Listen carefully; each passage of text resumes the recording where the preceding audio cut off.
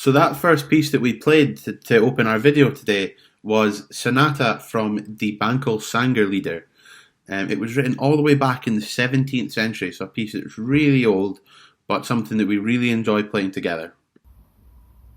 We all work as musicians and we play together in lots of bands and groups and projects here in Scotland and across other parts of the world as well. And we play together as a brass quintet called New Antonine Brass. We work together with Live Music Now Scotland, providing workshops and concerts all over the country. Now, although we're very sad that we can't be with you in person, Live Music Now has given us the opportunity to be with you online wherever in the world you may be. Now, we are a quintet, and that means there are 5 of us. And we are a brass quintet, and that means that we all play brass instruments. And you're about to find out which ones. Hello, my name is Lloyd and I am one of the trumpet players in New Antonine Brass Ensemble, and today I'm going to do a quick talk about the trumpet, and I'm also going to give you some demonstrations on some different trumpets. So, where did the trumpet come from? Well, you might not have known this, but the trumpet is actually one of the oldest musical instruments in the world, and in fact, when the trumpet was invented, it would not have looked anything like this, but in fact, would have looked something more like this. So as you can see, it's very, very different. Now, what parts of the trumpet do we have? Well, on a trumpet like this, there only is really 2 parts to it. There is the main part, the body of the trumpet, which is very basic, yeah? And we also have this. This is called a mouthpiece. And my trumpet mouthpiece looks slightly different. Mine's is metal and it's also smaller. But as you can both see, they both have holes in the bottom like that, and they both have what we call a cup. Now, how do we make a noise out of a trumpet? What do you think we do? What if I tried to blow some air down the trumpet? What do you think would happen?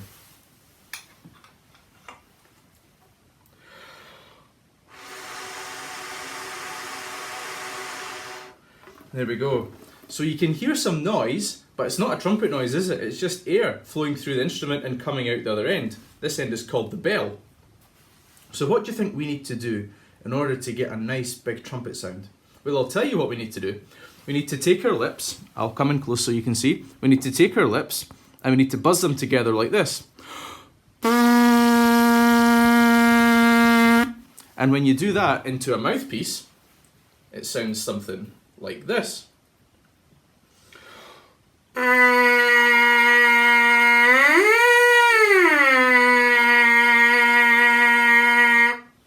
So there we go, but it's not quite a trumpet sound yet, is it? Yeah, you're right, we need to put the mouthpiece into the trumpet now. And when we do that, it sounds something like this.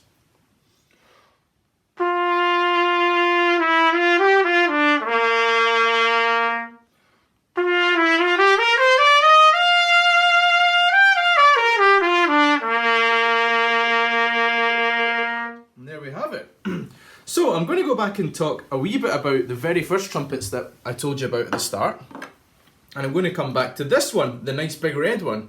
So this trumpet would have probably been used in the Olympic Games. And did you know that the trumpet playing was actually one of the very first sports in the Olympic Games? Now, the object of the trumpet competition was to see who could play the loudest,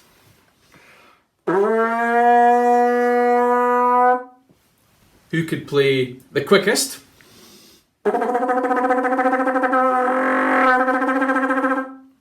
also to see who could play the highest.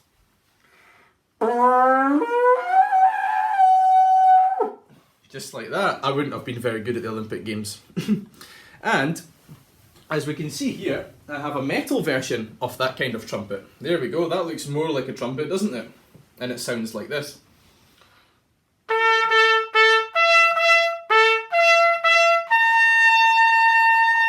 That one's much more piercing and loud, isn't it?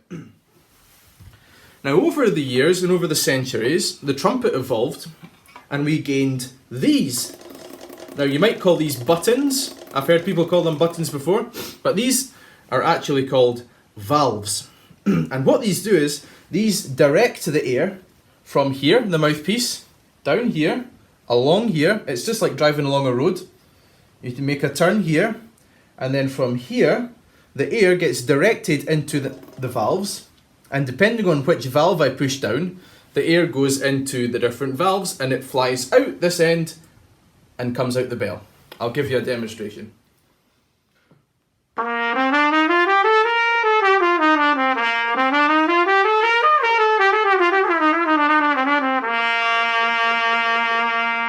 There we go. And because of the valves, I can play things fast.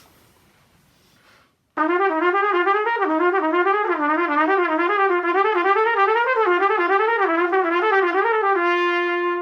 I can play things really slow.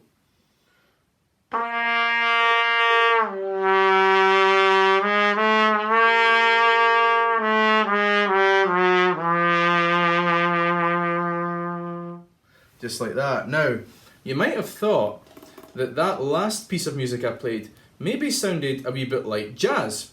Now, the trumpet's very, very lucky that we can play in many different genres of music, loads of different types of music. So we can play classical music.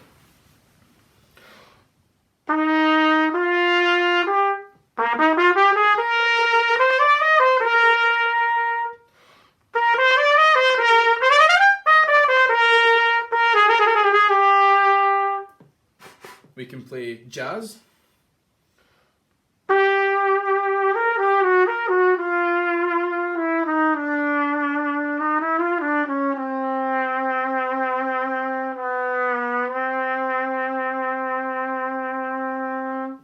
And trumpets can even play sometimes pop music.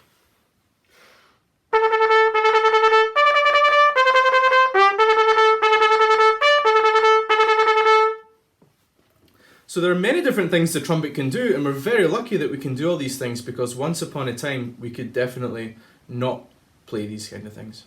And I hope you enjoyed that small demonstration, and you're going to go on and to hear about another instrument now.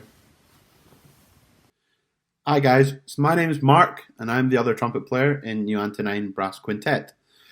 My job today is a little bit different to Lloyd's. I'm going to teach you about a couple of little things that we use in the quintet a lot of the time, and it involves something that looks like this, and it's called a mute. And what it does is you put it in the end of the bell here, and it changes the sound and what comes out and what you hear. So I have a few different ones. I have 4 different ones today to show you. I'm going to start with this one since I've got it in my hand. This is called the straight mute. Now this is used to it lowers the volume very slightly, but it makes everything a little bit more bright and a bit more crisp, as shown here.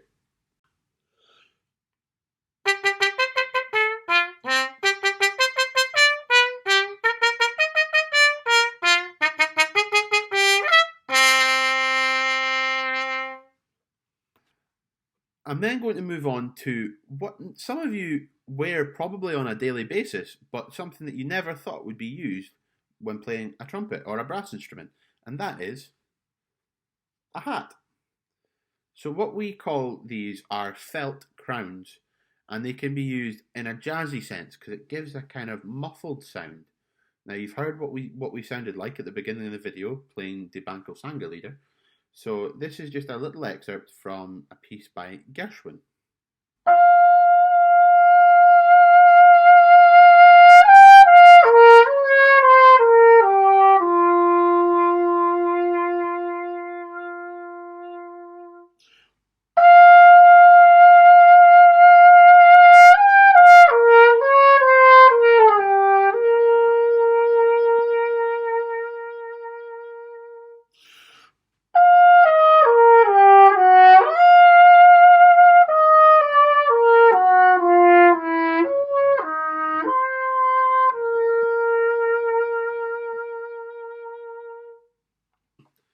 Now, I'm going to move on to perhaps my favourite mute of the mute family, and it's this, because it looks very odd, and this is called a Harman mute, or a bubble mute, because it looks a little bit round. So we again, just put it in the end of the bell, and we can do some really cool effects, like this.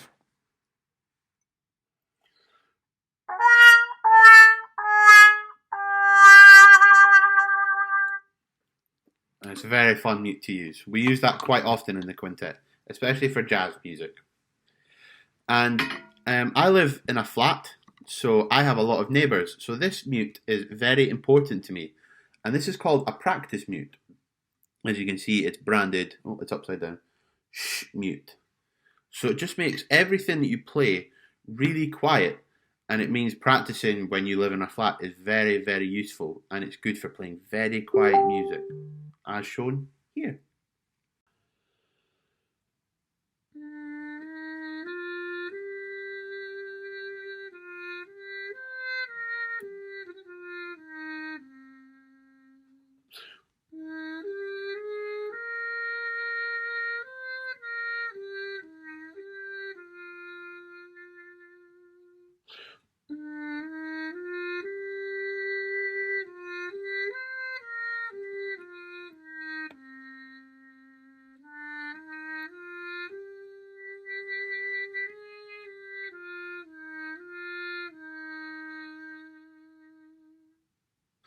So that's a very quick insight to what we use in our instruments during lots of different types of music. And I encourage you to go out and buy one and have some fun for yourself.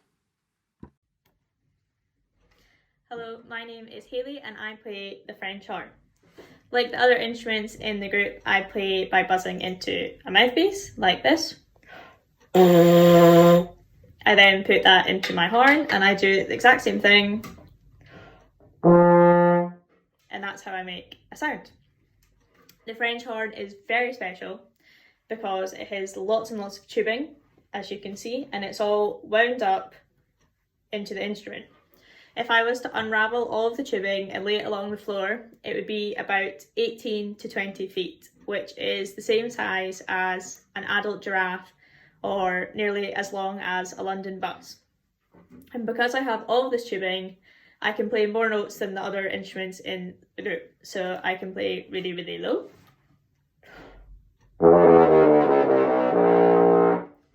And I can play really high.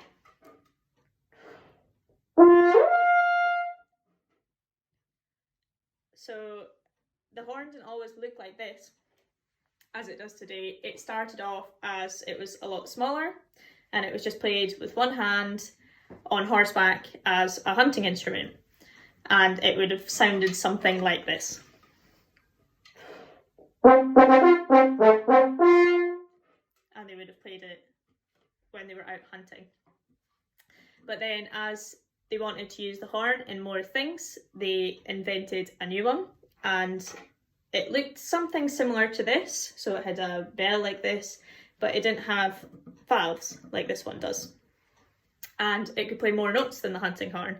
But to play these notes, you had to put your hand in this part, the bell part, where my hand rests usually, and they would move their hands to change notes, and it would sound like this.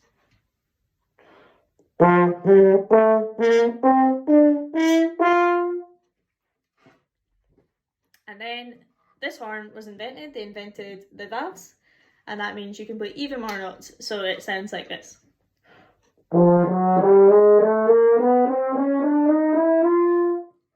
And with all these notes, it means that we can play much more things. So the horn can play things like this. And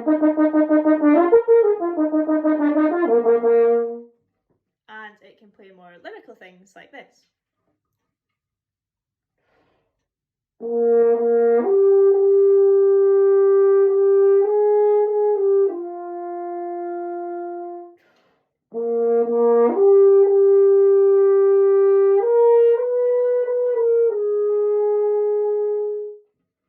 And that is the French horn. I hope you've enjoyed hearing about it, and now you can hear a bit more about some of the other instruments in the group. Hello everyone, my name is Lewis, and this here is my instrument. And this one is called the trombone. And just like the instruments you've seen so far, I have to blow a raspberry to make a buzz into this mouthpiece, and then the mouthpiece into the trombone to make a sound like this.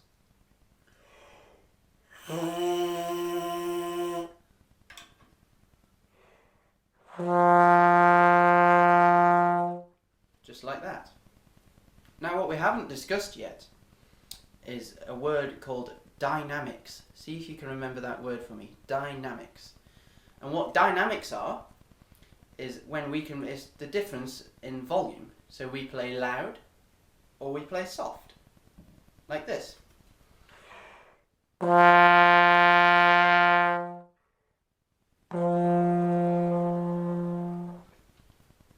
And how we do that is through this buzz. If I want to play loud, I need to move my air fast to get a loud buzz.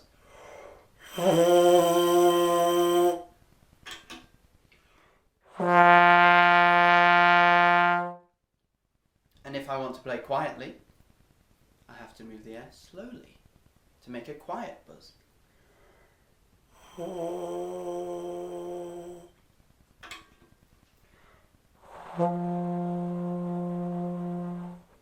Like that.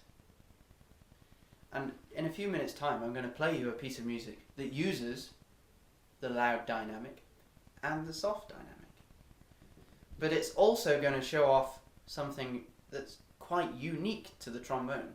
Some of you may have noticed that I have one of these. It looks different to all the other instruments. And this is called a slide. And what the slide does is it allows me to change notes. Just like the valves on the trumpet and the horn. They press a valve down, they get different notes. I move my slide and I get different notes like this.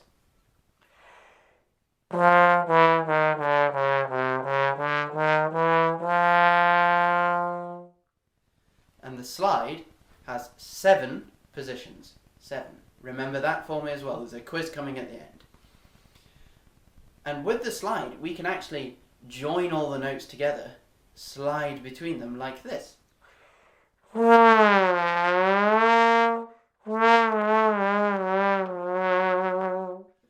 that is called glissando. Glissando. Now I'm going to play you a little piece of music which is going to use quiet dynamics, loud dynamics, and glissando. And it's called The Acrobat.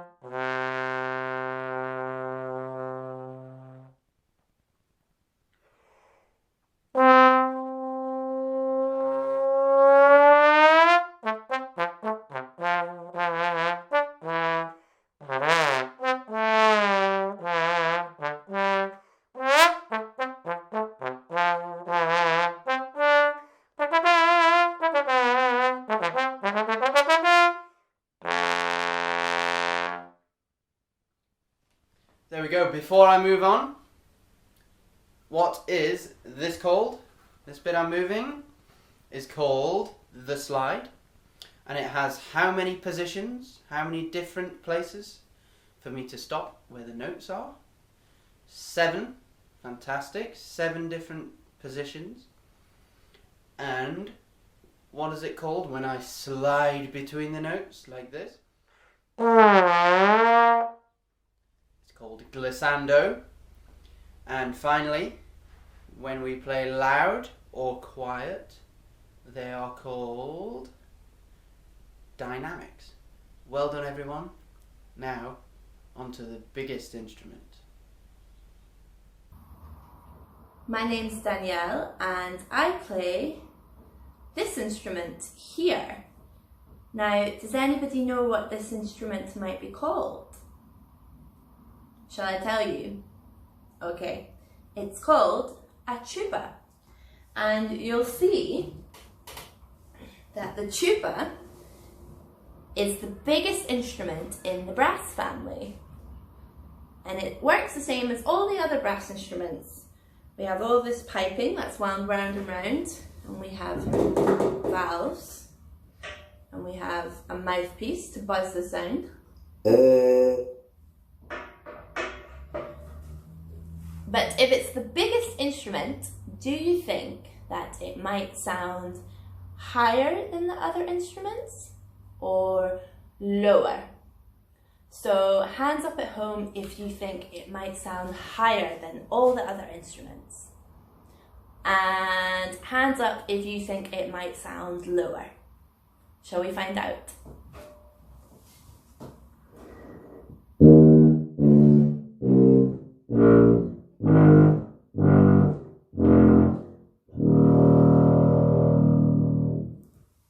Yes, you're right. It is the lowest instrument in the brass family. So sometimes you might hear it being called a tuba, or sometimes you might hear it being called a bass, and that's because we play the bass notes, and the bass notes are the low notes. And sometimes we play bass lines. That's our job a lot of the time.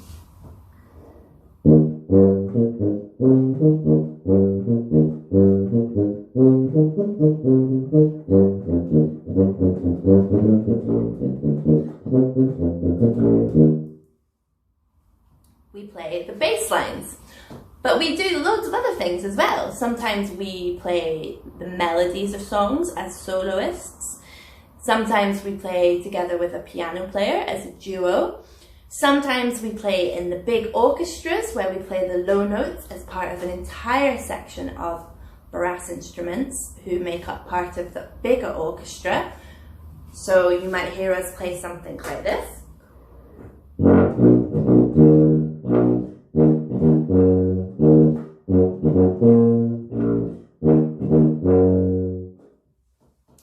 And sometimes we play jazz as well. So the tuba can be used as the bass in jazz bands. So if you go to New Orleans, you might see some tubas as part of the bands marching down the streets there, playing what's called second line. So we do loads of different things as part of our job as tuba players. And we can do loads of different things with the sound we make as well. We can play low.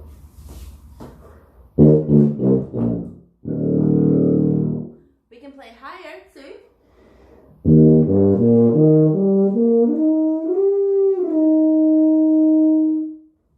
And we can make ourselves sound like a drum kit as well.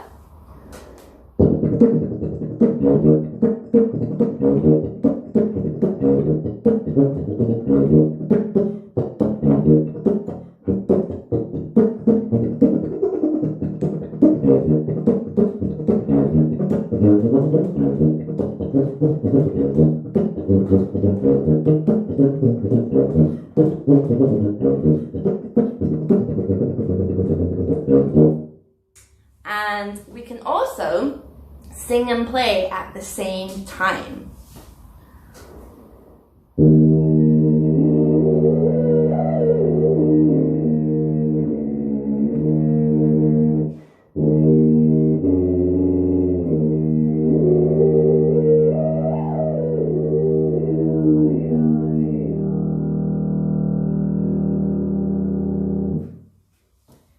And we do that by making the same type of sound that a didgeridoo player would do. And you find those instruments in Australia, and that's exactly how we make that sound that I just made there. So we can do loads of different things. So before I go, I'm going to play a small part of a tune which uses all of those techniques I've just spoken about, and it's called Fnug, and it's by a very famous tuba player called Øystein Badsvik. So I hope you enjoy.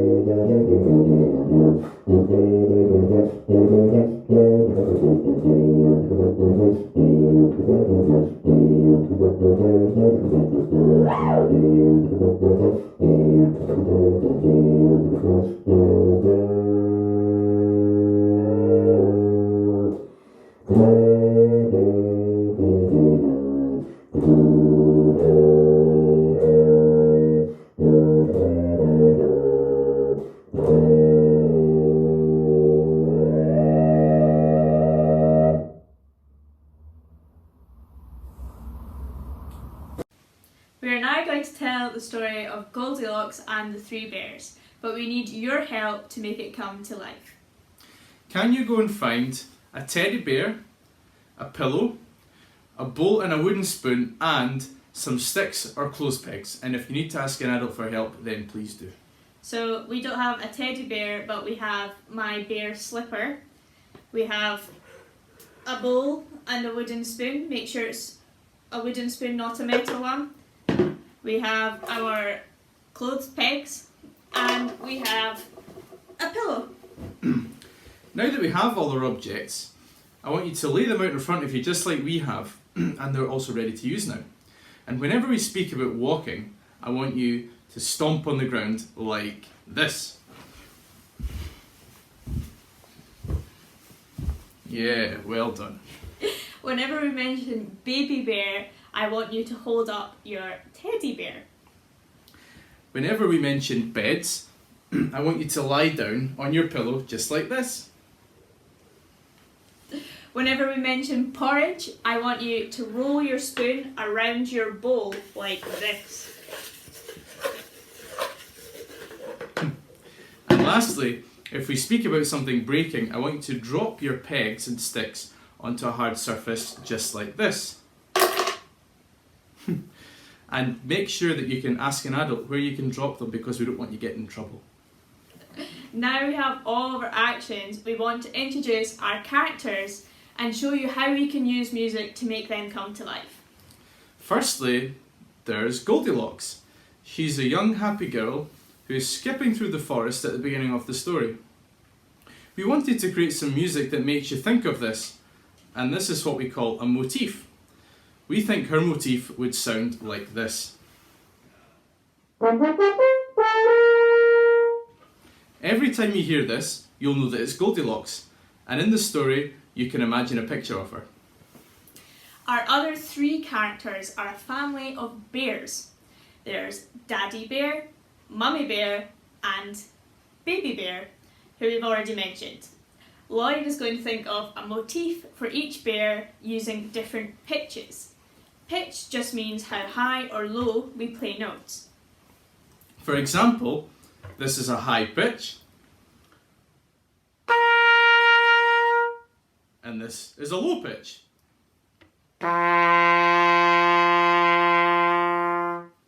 As Daddy Bear is a big bear, he needs a low grumbly motif, which is going to sound like this.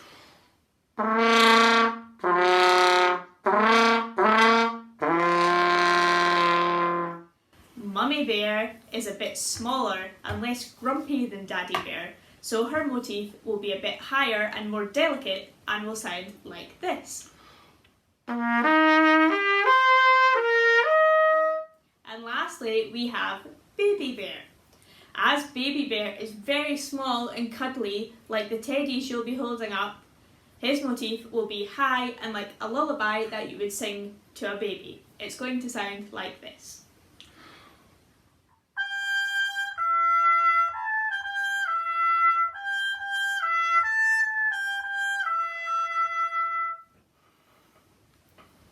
Now we have our characters and our actions, we're almost ready to start telling our story.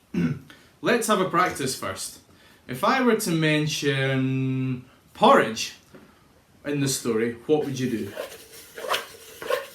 Yeah, we'd mix our porridge around in our bowl. Very good. And if I was to mention a chair to break in the story, what would you do?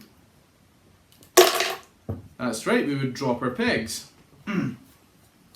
And if I were to mention walking in the story, what do you think you would do? Yeah, good. And what about if I were to mention a bed in the story? What do you think you would do? And if I were to mention Baby Bear in the story, what would you do? Wee Baby Bear. Okay, so we're ready to go. Once upon a time, there was a little girl named Goldilocks. She went for a walk in the forest. And pretty soon, she came upon a house. She knocked on the door, and when no one answered, she walked in. At the table, there were 3 bowls of porridge.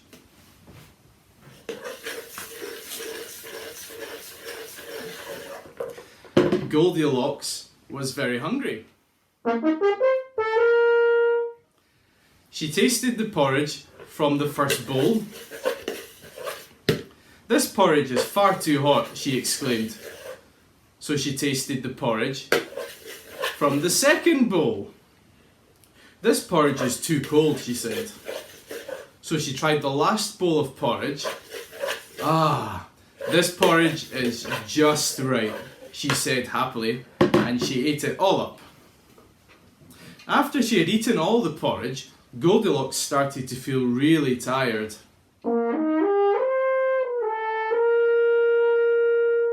She walked into the living room where she saw 3 chairs. She sat in the first chair to rest her feet. "This chair is too hard," she exclaimed. So she sat in the second chair. "This chair is far too lumpy," she said. And she tried the smallest chair. "This chair is just right," she said. But as she settled down into the chair to rest it, the chair broke into loads of pieces. Goldilocks was very, very tired at this point, so she went upstairs to the bedroom.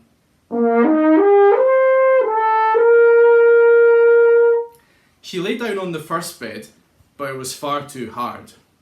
She lay down on the second bed, but it was far too soft. So she lay on the third bed, and yes, you've guessed it, it was just right. And Goldilocks fell asleep.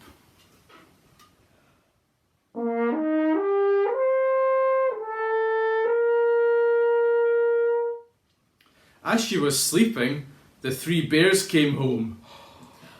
"Someone's been eating my porridge," growled Daddy Bear.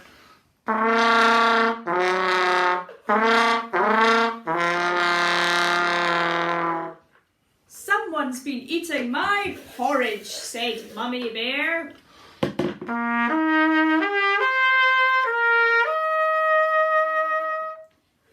"Someone's been eating my porridge, and they've eaten it all up," cried Baby Bear.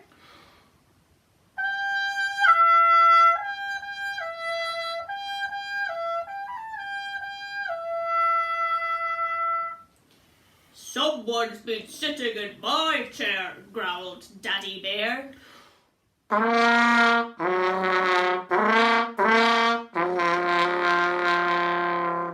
Someone's been sitting in my chair, said Mummy Bear.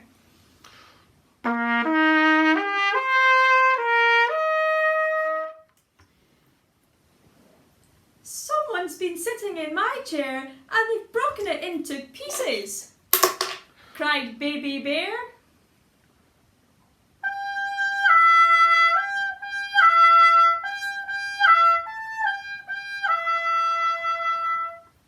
They decided to look around some more and went upstairs to the bedroom. Someone's been sleeping in my bed, growled Daddy Bear.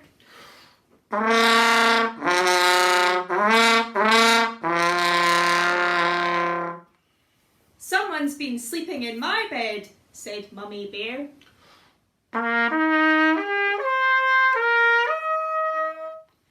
Someone's been sleeping in my bed, and she's still here, exclaimed Baby Bear.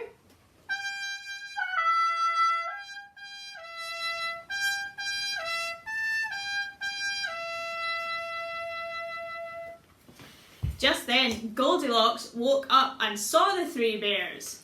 She screamed, "Help!" and jumped and ran out of the room.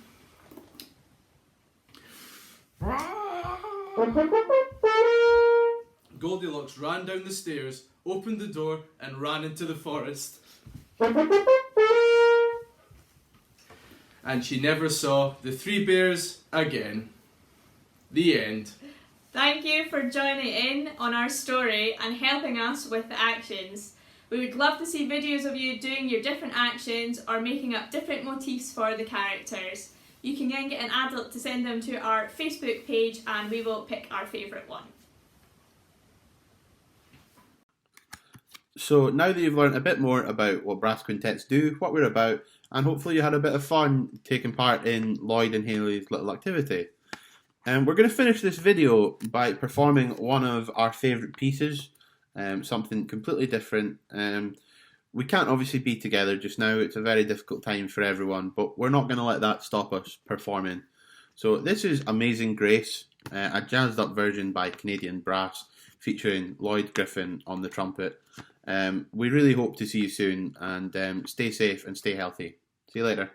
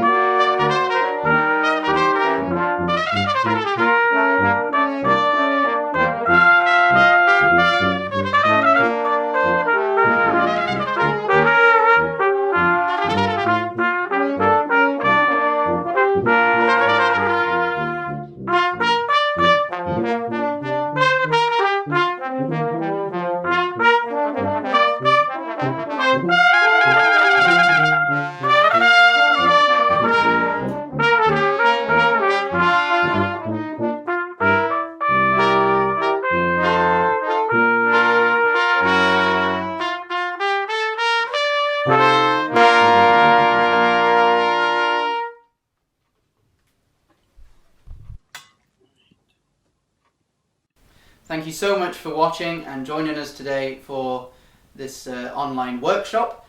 We really hope you've learnt something and enjoyed it. Keep an eye on Live Music Now Scotland's social media. There's lots more online videos being released over the next few days and weeks. Lots of things that you'd want to see. And we'd also like to take the opportunity to thank the funders of Live Music Now who make these kind of things happen. Anyway, for now, thank you and see you all soon. Stay safe. Bye-bye. Bye. Bye.